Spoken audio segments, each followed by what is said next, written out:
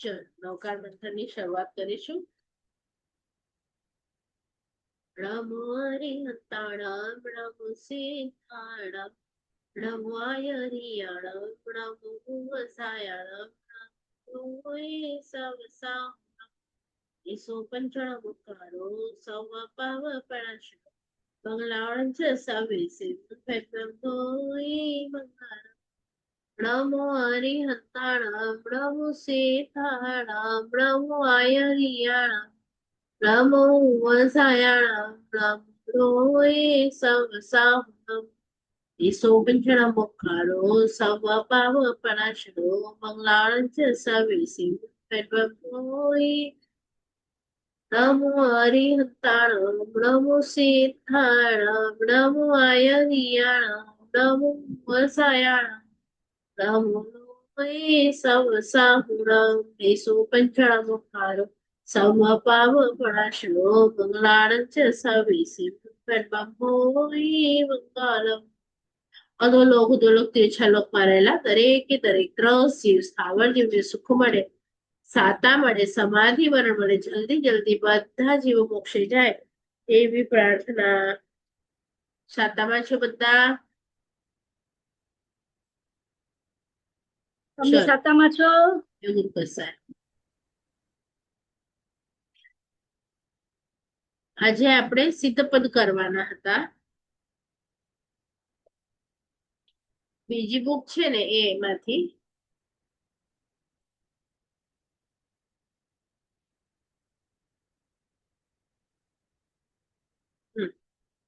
ચલો સિદ્ધ ભગવંતોનો પરિચય કરીશું. ટોટલ કર્મ કેટલા છે? ટોટલ કર્મ મુખ્ય કર્મ 8 અને એ 8 કર્મ આપણા ગુણોને આવતા રોકે છે. એ 8 કર્મને કાઢવા માટે આપણે મહેનત કરવી પડે, પણ આપણને ખબર જ ન હોય કે કયા કર્મ છે તો કેવી રીતે એને કાઢીએ. બરાબર? પહેલા આપણે 8 કર્મના નામ શીખીશું. પહેલો કર્મ છે જ્ઞાનાવર્ણીય કર્મ, પેજ નંબર 60. બરાબર? જ્ઞાનાવર્ણીય કર્મ. બીજો કર્મ છે દર્શનાવર્ણીય કર્મ. ત્રીજું કર્મ છે વેદનીય કર્મ. ચોથું કર્મ છે મોહનીય કર્મ. પાંચમું છે આયુષ્ય કર્મ. છઠ્ઠું છે નામ કર્મ. સાતમું છે ગોત્ર કર્મ અને આઠમું છે અંતરાય કર્મ. આ 8 કર્મ આત્મામાં દરેક સેકન્ડે બંધાય છે. હવે આ કર્મને આપણે જો થોડા થોડા તોડીએ તો અથવા તો સંપૂર્ણ જે દિવસે તૂટી જાય તો સંપૂર્ણ તૂટી જાય તો સામે જે લખેલા છે એ પ્રમાણે અનંત જ્ઞાન એ ખુલ્લું થાય. પણ થોડુંક આવરણ તૂટે તો થોડુંક જ્ઞાન પ્રગટ થાય. ધીરે ધીરે ધીરે કરતા કેવળ જ્ઞાન સુધી જીવ પહોંચી જાય. તો જ્ઞાનાવર્ણીય કર્મને જે તોડે એની અંદરથી અનંત જ્ઞાન પ્રગટ થાય. દર્શનાવર્ણીય કર્મને તોડીએ તો અનંત દર્શન પ્રગટ થાય. ત્રીજું છે વેદનીય કર્મ. હવે આ વેદનીય કર્મ શું કરે? આપણને વેદના આપે. મને સમજો કે ઠંડી છે, મને તાવ આવી જાય તો આ મને વેદના આપે છે. તો મારું જે સુખ છે એમાં બાધા ઉત્પન્ન કરે છે. તો એ જો કર્મ નીકળી જાય તો મારી અંદર કયો ગુણ પ્રગટ થાય? તો કે છે અવ્યાબાધ સુખ. એટલે એવું સુખ કે તમે ભોગવો તો ક્યારે પણ એમાં બાધા આવે નહીં. બાધા આવે જ નહીં. બરાબર? હમણાં આપણને બાધા આવે છે એવું સુખ છે, થોડુંક ભોગવીએ ત્યાં બાધા આવી જાય, થોડુંક ભોગવીએ ત્યાં બાધા આવી જાય. પછી કે છે મોહનીય કર્મ, એને તમે મારો અનંત ચારિત્ર મળે. આયુષ્ય કર્મને મારો અક્ષય સ્થિતિ. હવે આયુષ્ય કર્મ કેવું છે? હમણાં આપણું મનુષ્યનું આયુષ્ય છે, પછી કોઈક તિર્યંચમાં જાય, કોઈક દેવમાં જાય, કોઈ નારકીમાં જાય. તો આ અલગ અલગ આયુષ્યો છે. તો આપણને એક આયુષ્ય પૂરું થાય એટલે બીજું, બીજું પૂરું થાય એટલે ત્રીજું. એટલે આપણા આયુષ્ય દરેક ભાવમાં ક્ષય થઈ જાય છે. ક્ષય એટલે શું? નાશ પામે છે. તો આ જો કર્મ નીકળી જાય તો આપણે સિદ્ધ બની જઈએ. અને એક વખત સિદ્ધ બની જઈએ એટલે આપણને જ્યાં બેઠા છીએ ત્યાં જ કોઈ દિવસ ક્યારેય મૃત્યુ આવવાનું નથી કે ચલો બીજી ગતિમાં જવાનું છે, એવું છે જ નહીં. એટલે આપણા આત્માને અક્ષય સ્થિતિ પ્રાપ્ત થાય. ક્ષય થવાનું જ નથી એ સ્થિતિનું ક્યારે. નામ કર્મ છે ને એ કેવું છે? એના કારણે જો મારા નામ કર્મના કારણે મારો કલર જે છે ને એ એના કારણે છે, મારી જે બોડી છે એના કારણે છે. તો આ નામ કર્મ એટલે શું? આખે આખું આપણું શરીર. હવે કોઈકનો અવાજ સારો હોય, કોઈકની ચાલ સારી હોય, કોઈનો અપર બોડીનો પાર્ટ સારો હોય, કોઈનો બોડીનો નીચેનો પાર્ટ સારો હોય. તો આ જે અલગ અલગ બધાના શરીર છે, તો એમાં આપણને કેટલી ઉપાધિ છે. આની માટે આમ કરું, આંખ માટે, વાળ માટે આમ કરું, કાન માટે આમ કરું, બધા માટે. પણ આપણા આત્માને આ જો નામ કર્મને ખતમ કરી નાખીએ તો અરૂપી પડવું મળે. હવે તમે એક વખત રૂપ જ ન હોય, બોડી જ ન હોય, તો તમને શું પંચાત હોય, ક્યાં કપડા પહેર્યા, ઉકેડી લગાતી, કઈ એવું થઈ શકે? કઈ ન થાય. બરાબર? એટલે નામ કર્મ જ્યારે આપણે તોડી નાખીએ તો અરૂપી પણ આપણને મળે છે. ગોત્ર કર્મ. હવે આ ગોત્ર કર્મ કેવું છે? તમે ઉચ્ચ કામ કરો તો તમારું ગોત્ર ઉચ્ચ, તમે નીચા કામ કરો તમારું ગોત્ર નીચા. એટલે આ ગોત્ર છે ને તમારા પોતાના વ્યવહાર મુજબ તમારું હોય. તો કોઈકના ગોત્ર ઊંચા છે એટલે આમ આપણે જોઈએ તો સારા ખાનદાનમાં જન્મે એટલે ઉચ્ચ ગોત્ર, અને ચાંડાળ જેવા કુળમાં, ભંગીના ઘરમાં આપણે આમ જન્મીએ તો નીચે હોય. પણ એવું થઈ શકે કે ત્યાંના પણ કોઈક સારા છોકરા હોય અને અહીંયા સારા જન્મેલા પણ ખરાબ હોય. તો એ આપણા વ્યવહાર પર નક્કી કરે છે કે આપણો ગોત્ર ઉચ્ચ છે કે નીચ. કોઈ બી નીચા કુળનો દીકરો જ્યારે દીક્ષા લે ત્યારે એનું કુળ ઊંચું થઈ જાય, એના મા બાપની વાવા થાય તો પછી એનું ગોત્ર ઊંચું થઈ જાય. એટલે આ આપણા વ્યવહાર ઉપર હોય. બરાબર? તો આ ગોત્ર ઉપર ક્યારેક નીચે, ક્યારેક ઉપર ક્યારેક નીચે, એવું જ હોય. તો એ જો ના કર્મ ખતમ કરી નાખીએ તો આપણને કયું ગુણ પ્રાપ્ત થાય? તો કે છે અગુરુ લઘુ. એટલે નહીં, ગુરુ એટલે મોટું, લઘુ એટલે નાનું. કે હવે આપણા આત્મામાં કોઈ મોટો નથી, કોઈ નાનો નથી. સિદ્ધશિલામાં તમે જાઓ ને તો મહાવીર સ્વામીની બાજુમાં તમે પણ બેસી શકો, તમારો આત્મા પણ બેસી શકે. એવું નથી કે તમે સાઈડમાં બેસો, અહીંયા મહાવીર સ્વામીનો આત્મા છે એ બહુ ઊંચો છે અને અહીંયા તમે બેઠા છો તો બહુ નીચે છો. તમારા આત્મા ને રૂપ જ નથી. અને તમારા આત્મામાં કોઈ હવે મોટું નથી, કોઈ હવે નાનું નથી. અગુરુ લઘુ એ તમને કયા કર્મને તોડવાથી મળે? તો કે ગોત્ર કર્મને તોડવાથી મળે. અને છેલ્લે અંતરાય કર્મ. હમણાં આપણને વાતમાં અંતરાય કર્મ નડે. મને ખાવું છે પણ મને આવો પ્રોબ્લેમ છે, ડાયાબિટીસ, હું નથી ખાઈ શકતો. મને ચાલવું છે હું નથી ચાલી શકતો. તો અંતરાય 5 અલગ અલગ પ્રકારના છે. તમને દાન આપવું છે તો કોઈ મળતું નથી. તો આ 5 જે અલગ અલગ અંતરાય છે એના તોડી નાખ્યા કર્મને તો અનંત વીર્ય, વીર્ય એટલે શક્તિ. આપણી અંદર અનંત શક્તિ પડી છે.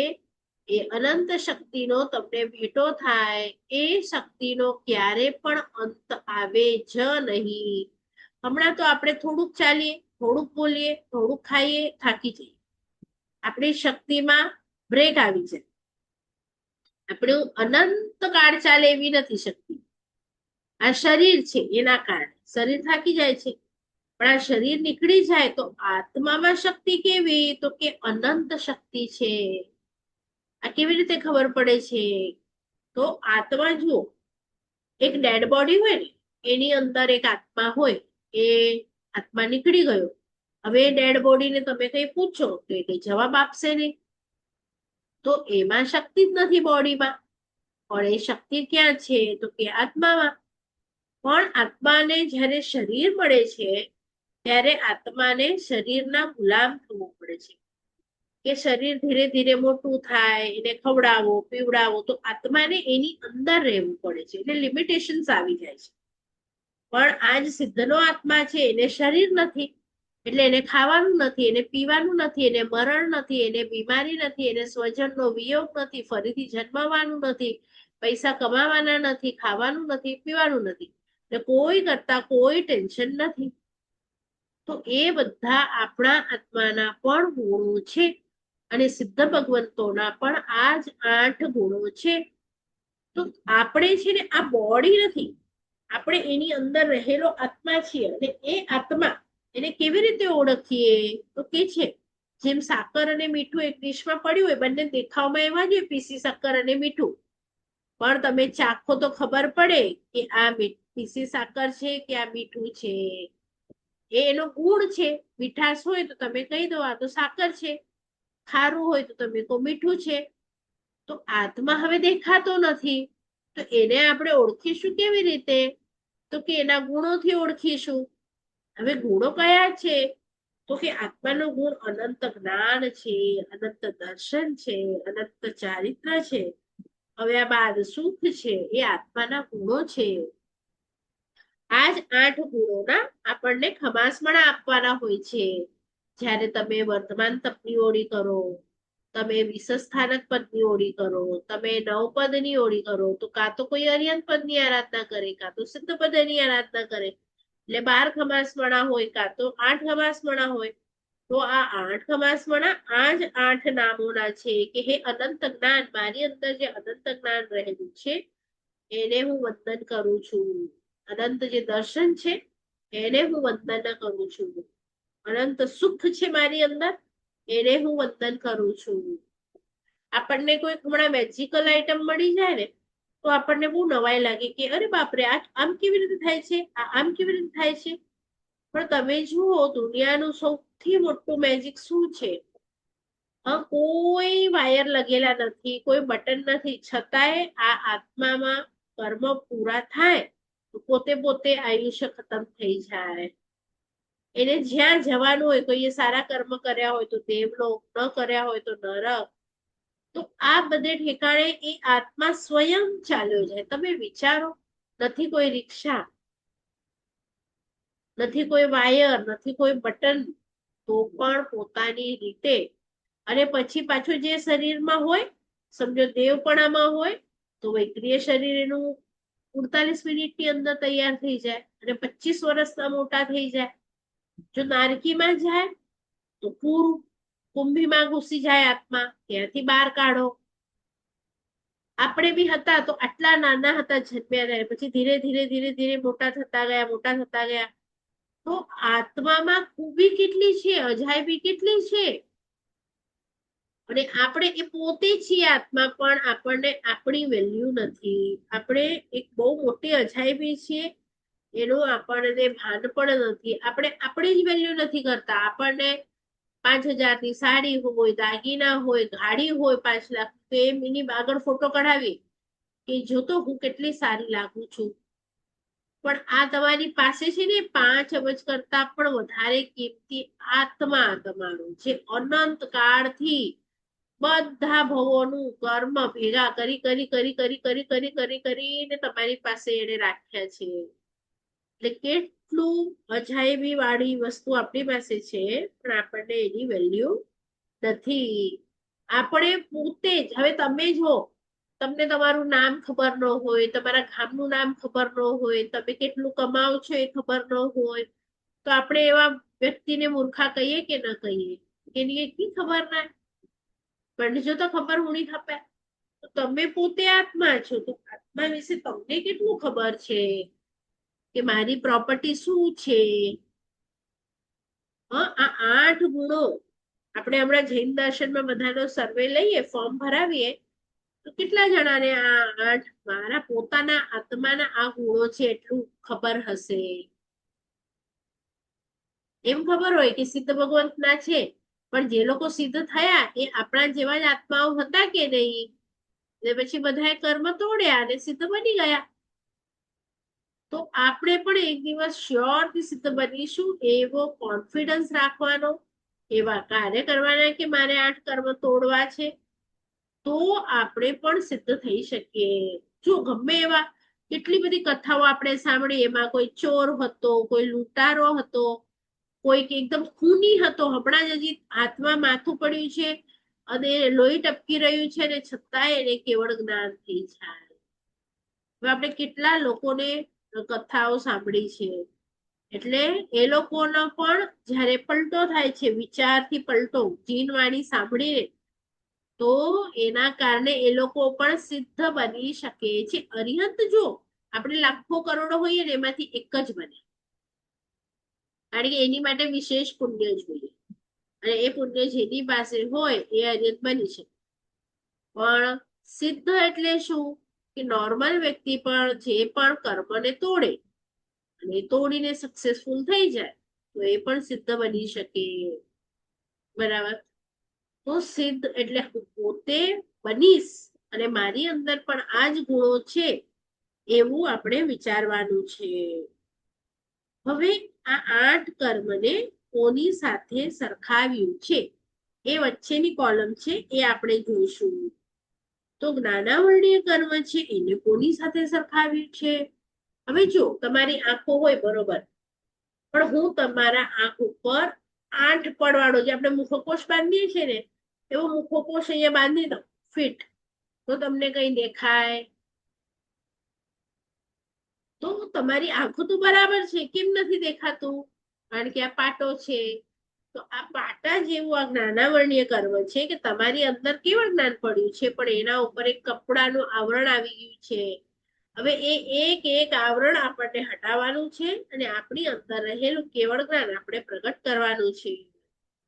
બરાબર? તો એને કોઈ જ્ઞાનાવરણીય કર્મને આંખે બાંધેલા પાટા એની સાથે સરખાવ્યું છે.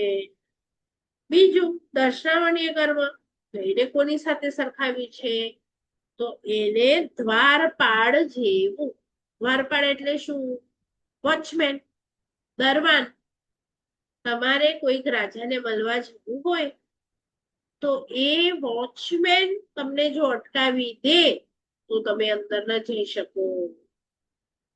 તો આ કર્મ પણ એવું છે, તમને મોક્ષમાં જવું છે, પણ આ કર્મ વોચમેનની જેમ તમને શું કરશે? તમે હમણાં ભણતા હો ને ઊંઘ અપાવી દે.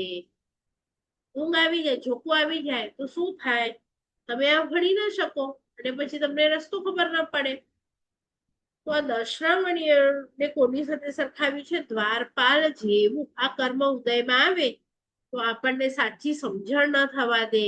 આપણને એમ જ કે આ તારું ઘર છે, આ તારા છોકરાઓ છે, ને તું સંભાળ, આ સંસાર સારો છે ને તું જો માણ, આ બધું શીખવાડે. ઊંધું ઊંધું. આપણી સમજણ એ વિપરીત જ હોય. ચલો, વેદનીય કર્મ એને કોની સાથે સરખાવ્યું? તો કહે છે મદથી લેપાયેલી તલવારની ધારને ચાટવા જેવું. એટલે શું? તો કે છે કે તમારી તલવાર હોય, એના ઉપર તમારી ફેવરેટ કોઈ પણ આઈટમ હોય જે તમને ખાવી છે, એનો રસ મૂકી દઈએ તો આપણને ઓનો રસ ખાવું છે, આપણો આત્મા લલચાય છે, ને તમે આંગળીથી આમ લેવા જાઓ કે જીભ અડાડો તો તલવારની ધારને કારણે શું થાય? તમારી આંગળી કટાઈ જાય, કપાઈ જાય. તો આ મોહનીય વેદનીય કર્મ એવું છે. દાખલા તરીકે હમણાં તમને ગરમી થાય છે એટલે તમે એસી ઓન કર્યું, પંખો ઓન કર્યો, તો તમને એમ લાગે વાહ મને શાતા મળી. શાતા મળી, પણ તમે બીજાને શું આપી રહ્યા છો? બીજા જીવોને, નાના નાના જીવોને અશાતા. એ લોકો તો મરી રહ્યા છે. તો એના કારણે તમને બંધાય શું? તો કે અશાતા વેદનીય. એટલે જ્યારે જ્યારે તમે શાતા ભોગવો ત્યારે ત્યારે તમને બધાય શું અસાતા વેદનીય, એટલે એક બાજુ તમને તમારી ફેવરેટ આઈટમ મળે અને પછી તમે વાપરો તો તમને કે હવે આટલું બિલ આવ્યું, આ તમે ચૂકવો. એટલે આપણે શું કરીએ કે ભોગવવા જઈએ પંખો એસી અને પછી મોટું બિલ આવી જાય કે હવે તમારે પાછળના સમયમાં આનાથી વધારે અસાતા ભોગવવી પડશે, કારણ કે તમે બીજા જીવોને અસાતા આપી છે. એટલે ખંજર ભોકે આપણા પીઠમાં, આપણને કે તમે ફરી આવો ને પછી ફરી આવી એટલે મોટું બિલ આવી જાય, તમને આ પાપ લાગ્યું. એમ તમે જ્યારે જ્યારે સાતા ભોગવો ને ત્યારે તમે અસાતા બાંધો. આપણા ગુરુ ભગવંતો છે એ પણ ઘરે રહી શકત તો એ પણ એમને સાતા મળત, પણ એમણે અસાતા ચૂઝ કરી. હમણાં એમને જો બિહારમાં અસાતા હોય, લોચ કરાવે, ગોચરીમાં અસાતા હોય, પણ પાછળ એમનું શું બંધાય છે, બીજા જીવોને તો સાતા આપે છે. 14 રાજલોકના જીવ કોઈને પણ હેરાન કરે છે? કોઈને નહીં. એટલે પાછળના સમય માટે એમને શું મળે છે, સાતા કે અસાતા? પાછળ માટે સાતા. બરાબર. તો આ વેદનીય કર્મ આવું છે. મોહનીય કર્મ કેવું છે? તો કે દારૂ પીધેલા વ્યક્તિ જેવું. એટલે શું? જે દારૂ પીધેલો હોય ને વ્યક્તિ, એને શું લાગે? ગટરમાં પડ્યો હોય તો એવું લાગે કે હું તો રાજા છું. એકદમ એની ભાન જ ન હોય ને, કંઈ પણ ભાન ન હોય, પોતાની ધૂનકીમાં મસ્ત હોય, તો આ રાજા છે મોહનીય કર્મ. અને આપણને આ મોહનીય કર્મ શું કરાવે? ભાન ભૂલાવી દે. આપણને પણ એમ લાગે કે હું તો આ વ્યક્તિ છું, આ ગામનો છું, તમે મને કેનારા કોણ, આ બધું મારું છે, મેં ભેગું કર્યું છે. બધું બધું ઉલટું ઉલટું ઉલટું ઉલટું આપણને શીખવાડે. અને પછી આપણું આયુષ્ય પૂરું થાય ત્યારે બિલ મોકલાવી દે કે તમે આ બધું ખોટું વિચાર્યું છે, એટલે તમે અનંત કાળથી આ સંસારમાં રહો. કારણ કે ખોટી સમજ આપી, આણે મિથ્યાત્વ ઊભું કર્યું અને મિથ્યાત્વના કારણે હું આત્મા છું એ જાણવા ન દીધું. અને હું આત્મા છું અને મારો આપણને તો ડર લાગે મરવાનો, કે હું મરી જઈશ. પણ એક સિરિયલ પૂરી થાય, એમાં એ એક્ટર હોય એ પૂરી થાય તો રડે કે એને બીજા દિવસથી બીજા સિરિયલમાં કામ કરવાનું હોય. તો તમે આત્મા છો તો આત્મા કોઈ દિવસ મરે? આત્માનું મરણ થાય કોઈ દિવસ નહીં. તો આ ભાવમાં જે મળ્યા છે એ લોકોનો વિયોગ થાય. હવે તમે મને કહો કે જ્યારે તમે અગલા ભાવમાં ક્યાંક હતા એ તમને હવે લોકો યાદ છે? તો ત્યાંથી તમે આ ઘરમાં આવ્યા, આ ઘરમાં નવા લોકો મળ્યા, કે અહીંયાથી પાછા બીજે ક્યાંક જશો, ત્યાં તમારા કેરેક્ટર આજુબાજુ રહેલા પરિવારજનો બીજા થઈ જશે. તો એમાં શું ડરવાનું? પણ આ તો ડર ક્યારે લાગે? તમે એમ માનો કે હું આ વ્યક્તિ છું અને હું મરી જઈશ એટલે આ બધાથી મારો વિયોગ થશે. તો હવે ગયા ભાવના કેટલાક તમને લોકો યાદ છે? આ ભાવમાં તમને જે મળ્યા એનાથી તમે સંતુષ્ટ છો ને? તો પછી એમ બીજા ભાવમાં પણ જે મળશે, તમે હાથીમાં જશો તો એવા મળશે, ને તમે દેવમાં જશો તો એવા મળશે, ને મનુષ્યમાં જશો તો એવા મળશે. એટલે આ તો શું છે કે તમારું કેરેક્ટર ચેન્જ થતું જાય, નાટકમાં હોય કે સિરિયલમાં હોય. તો આવી રીતે આપણને આ 4 કર્મને જોયા, એમને તોડવાના છે. એના પછી છે આયુષ્ય કર્મ, એને બેડી સાથે સરખાવ્યું. હવે આયુષ્ય કર્મને કેમ બેડી સાથે સરખાવ્યું? 4 આયુષ્ય છે અલગ અલગ. આપણને છે ને નરક અને તિર્યંચ આયુષ્ય ન ગમે, પણ આપણને કોઈ કે તમે દેવમાં જશો, તમે ચક્રવર્તીમાં જશો, મનુષ્યમાં, તો આપણને ગમે. તો આખરે તમે દેવ બનો કે ચક્રવર્તી બનો, પણ એમાં એ સાંભળ્યું છે કે કોઈ દેવ અમર થઈ ગયો કે દેવને પણ મરવાનું જ હોય, કે કોઈ ચક્રવર્તી બચી ગયો એને નથી મરવાનું, એવું ક્યાંક સાંભળ્યું તમે કે એને પણ મરવાનું જ છે? એટલે એક ભાવ તમે દેવ કે મનુષ્યમાં ચક્રવર્તી ઈચ્છશો ને તો એને પણ મરવાનું તો છે જ. તો પછી આ બંધન દરેક ભાવમાં મને આટલી પીડા કેમ ભોગવવી પડે છે? જો માતાના ઘરમાં આવ્યા તો 9 મહિના પીડા હતી, આપણને કાલ કોટરીમાં રહેવાનું હતું ઊંધા માથે, તો ત્યાં પણ લખે છે મરણ જેવી જ પીડા હોય જન્મતી વખતે.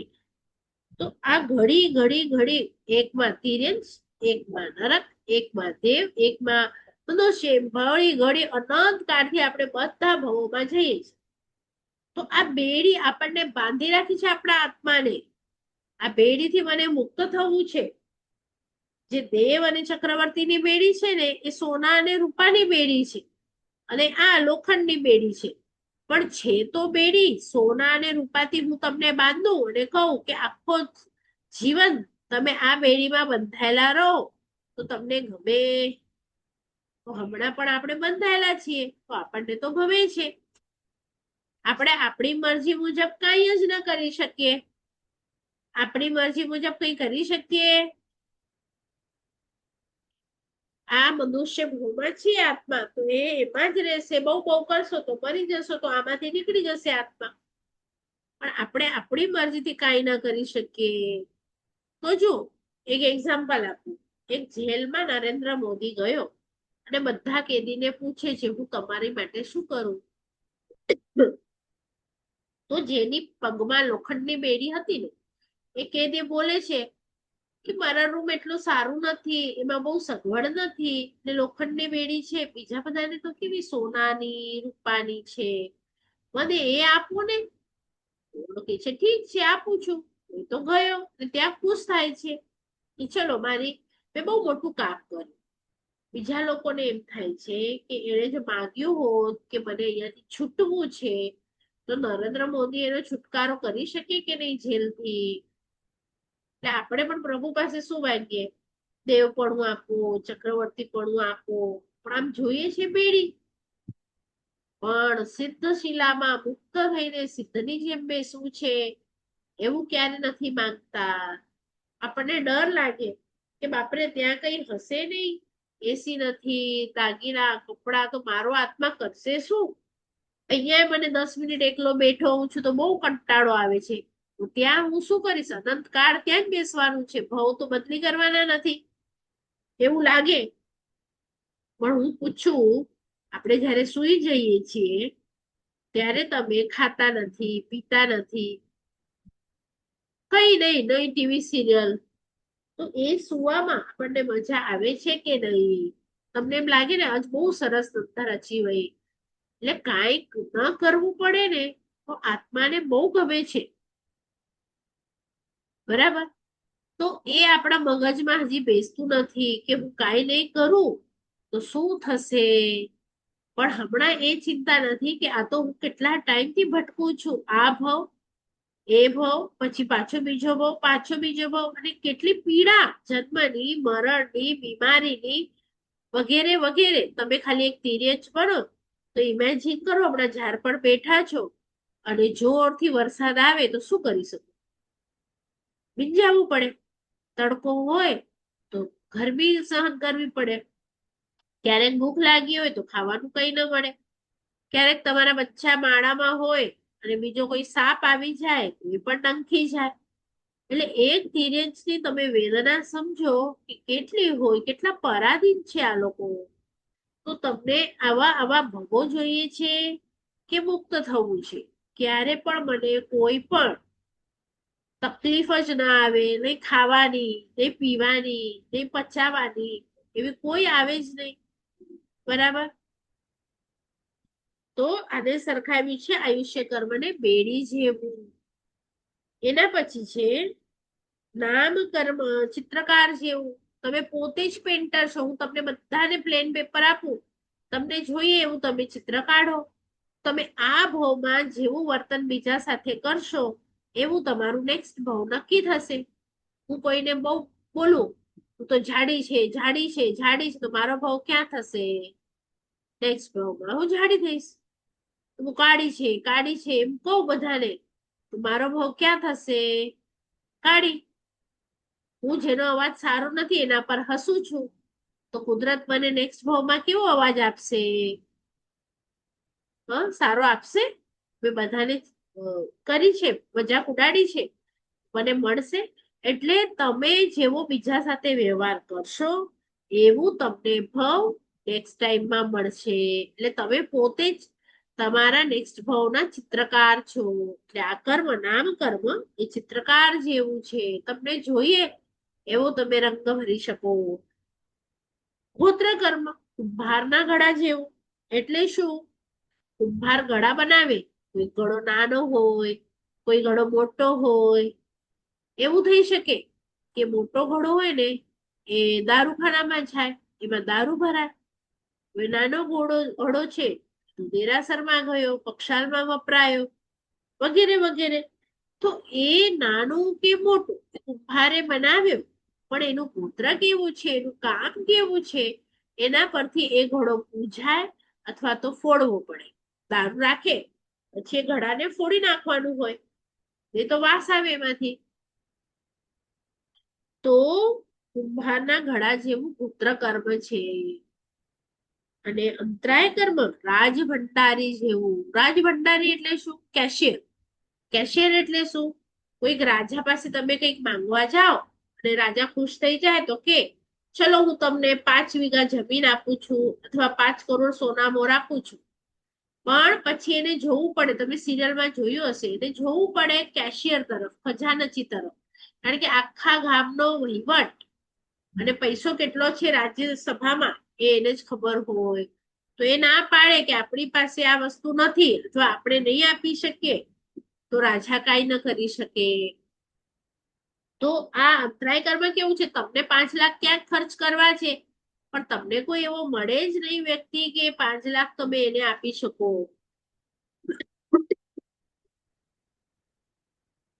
એટલે રાજભંડારી જેવું. એટલે કેશિયર હોય ને એ જો આડો ચાલે તો આપણને રાજા પણ ના આપી શકે. એમ આ કર્મ એવું છે. તો એને રાજભંડારી જેવું કહ્યું છે. બરાબર. આપણે 3 વસ્તુ શીખી. કર્મ ટોટલ કેટલા છે? 8. એ 8 કર્મના નામ. એ 8 કર્મને મારી નાખીએ, આપણે ખતમ કરી નાખીએ, સંપૂર્ણ કરીએ તો સંપૂર્ણ વાળો ગુણ પ્રગટ થાય, અને થોડું થોડું ખતમ કરીએ તો થોડું થોડું જ્ઞાન. હમણાં આપણને થોડું મળ્યું, કાલે થોડું, એમ થોડું થોડું જ્ઞાન મળતું જશે. થોડું થોડું દર્શન સુધરતું જશે, થોડું થોડું ચારિત્ર આવતું જશે. એક વખત એવું આવશે કે આપણું બધું અનંત થઈ જશે. તો અને કયું કર્મ કોના જેવું છે? 8 કર્મને કોની સાથે સરખાવ્યા છે? તો એ 3 વસ્તુ આપણે શીખી. તો 3 વસ્તુ નેક્સ્ટ ટાઈમ સુધી પાકી કરી રાખજો.